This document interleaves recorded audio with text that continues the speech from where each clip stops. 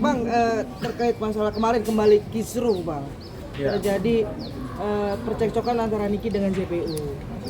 Pihak Niki merasa JPU terlalu banyak memotong ucapan saksi. Itu Ya. dulu bang, yang pertama. Itu dibenarkan nggak sih bang, atau memang hak di JPU? Jadi setiap persidangan yang terkait dengan tanya menanya saksi, jawab menjawab saksi, baik JPU maupun pengacara maupun majelis hakim, itu selalu seringkali ada intervensi atau pemotongan suatu cerita gitu supaya cerita kesaksian ini terarah gitu. Jadi kalau kesaksiannya ngelantur atau tidak relevan dipotong begitu. Jadi begitu. Jadi bisa dilakukan oleh jaksa, bisa juga dilakukan oleh pengacara. Kalau ada saksi berbicara supaya tepat sasaran kesaksiannya, kemudian tidak ada yang ngelanturnya, makanya dipotong. Seringkali begitu. Itu wajar. Nah, potong-memotong pembicaraan ini biasa terjadi. Itulah yang disebut dalam perdebatan dalam sidang atau proses mencari titik terang keterangan saksi gitu. Nah, kalau ada jaksa memotong-motong pembicaraan, tentunya itu untuk kepentingan pembuktian.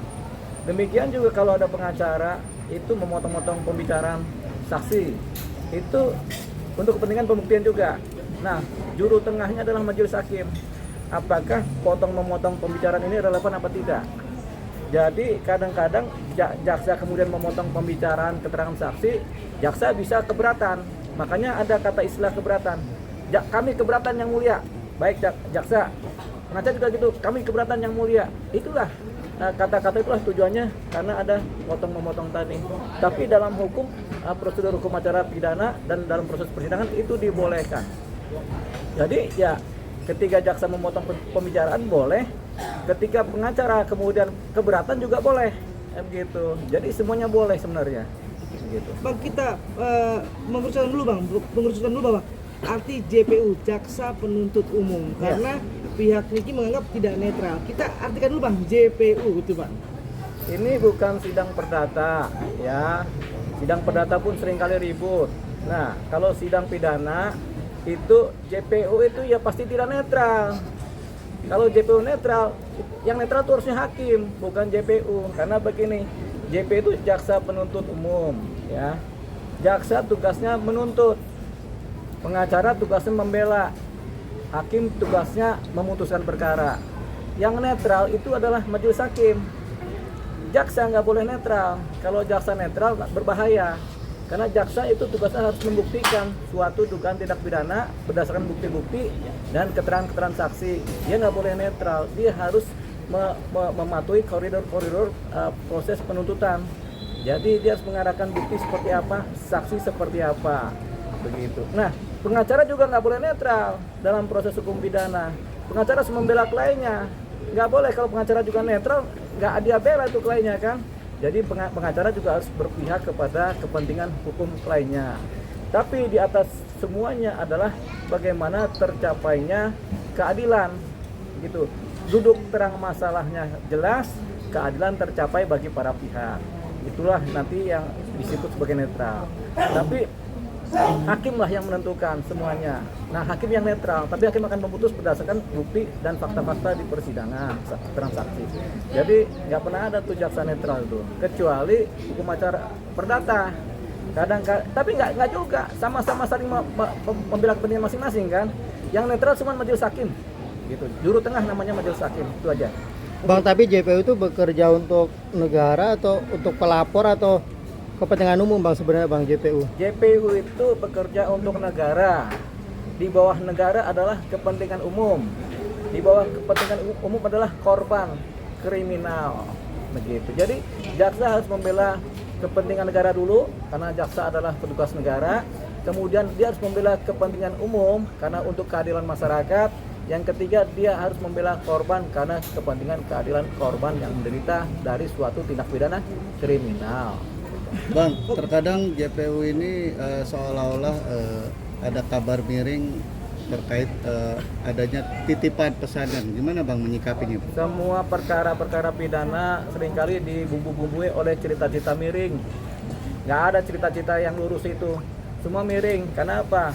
Biasanya pelaku pidana itu kemudian atau korban merasa ada yang nggak adil. Makanya keadilan itu dicapai melalui keseimbangan dalam proses sidang. Sepanjang keadilan itu belum tercapai melalui putusan, itu selalu miring.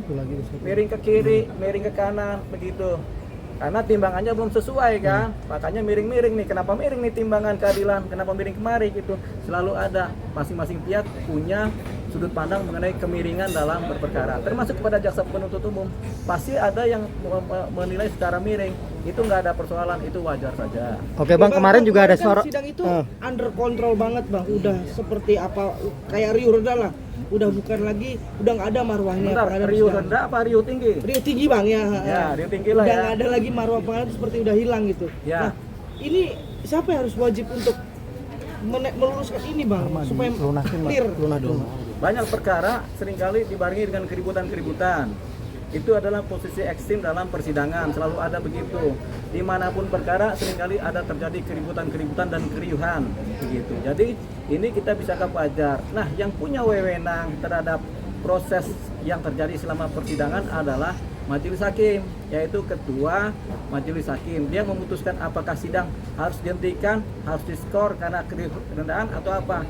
Majelis hakim juga punya kewenangan untuk memerintahkan pejabat keamanan pengadilan untuk kemudian melakukan sterilisasi supaya keadilan berjalan rapi lagi, proses persidangan berjalan baik begitu. Jadi ketua majelis yang punya kewenangan. Oke, mungkin nggak Bang? Satu lagi, mungkin boleh nggak Bang? Ketika minggu lalu, minggu ini makin parah, boleh nggak hakim memutuskan untuk yang tadi terbuka menjadi tertutup sidang ini Bang? Sidang selalu terbuka. Cuman kalau makin parah, majelis hakim bisa memindahkan tempat sidang.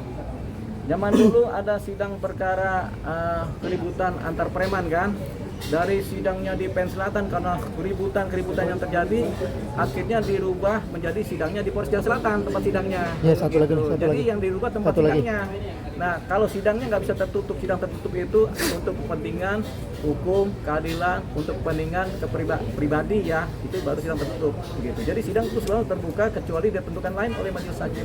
Tapi tergantung pasal-pasalnya, dakwanya. Kalau dakwaan misalnya tentang pedofilia, ya sidang tertutup. Dakwaan tentang kesusilaan sidang tertutup kebanyakan kan. Tapi kalau pemerasan atau pembunuhan atau itu terbuka. Oke Bang, satu lagi Bang. Ya. Ini kan kemarin menjadi sorotan adalah perilaku JPU ketika selesai sidang tuh masih durang sidang dia merekam Nikita terus, itu jadi sorotan. Nikita juga sempat agak marah juga. Itu sebenarnya boleh nggak sih Bang? Boleh. Oh boleh. Boleh, merekam. Jadi gini, sepanjang majelis hakim tidak menentukan lain, ketika ada jaksa merekam atau ada pengacara merekam, itu tidak ada persoalan. Karena apa? Pengacara pun merekamnya kadang-kadang handphone digeletakkan tapi direkam. Itu boleh. Panitera pun merekam juga boleh. Jaksa juga merekam boleh. Kan sekarang rekaman nggak cuma suara, ada rekaman visual, itu boleh. Sepanjang tidak ditentukan lain oleh ketua majelis hakim. Artinya wajar Bang, pantas. Boleh Bang, secara etik. Boleh memang, karena tujuannya untuk pembuktian. Bang terakhir Bang, banyaknya penghinaan terhadap JPU di dalam ruang persidangan Bang. Itu nanti akhirnya akan memberatkan kita sendiri nggak sih Bang sebenarnya? Ya, tergantung siapa yang menghina. Kalau yang menghina orang di pengunjung, ya pengunjungnya yang diusir. Tapi kalau memberatkan tergantung perilaku pribadinya si Nikita sebagai si terdakwanya. Kalau Nikitanya sopan tapi pengunjungnya menghina, ya bukan salah Nikita kan? Kalau Nikita sendiri yang menghina, itu namanya karena dia namanya perberat. Ada perilaku yang dianggap memperberat hukuman karena tidak sopan atau tidak disiplin atau tidak bertingkah laku baik dalam persidangan. Oke. Terima kasih Bang Dio. Terima kasih banyak. Break. Oke.